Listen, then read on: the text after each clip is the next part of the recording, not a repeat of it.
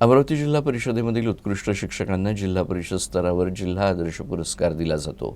यावर्षी 2022-23 या वर्षासाठी प्राथमिक विभागातील 13 आणि माध्यमिक विभागातून 1 अशा 14 शिक्षकांना सपत्नीक पुरस्कार वितरण सोहळ्यात जिल्हा परिषदेचे मुख्य कार्यकारी अधिकारी अविशांत पांडा यांच्या हस्ते सन्मानित करण्यात आलं। यावर्षी 2022-23 मधील प्राथमिक विभागातील 13 आणि माध्यमिक विभागातून 1 अशा 14 शिक्षकांना सहपत्नीक पुरस्कार वितरण सोहळ्यात अमरावती जिल्हा परिषदेचे मुख्य कार्यकारी अधिकारी अविशांत पांडा यांच्या हस्ते सन्मानित करण्यात आलं।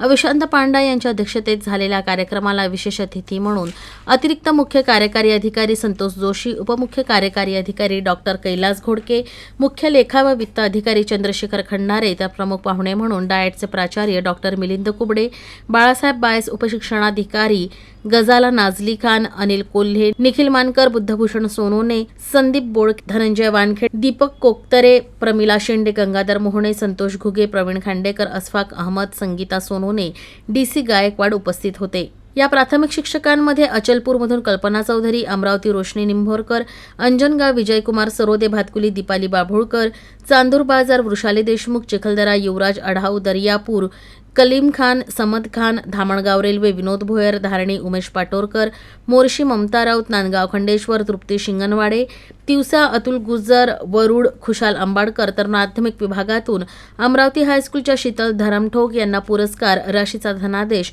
आणि इतरही साहित्य देण्यात आलं। स्थलांतरित विद्यार्थ्यांकरता हंगामी वसतिगृह सुद्धा त्यांनी चालवलेला आहे।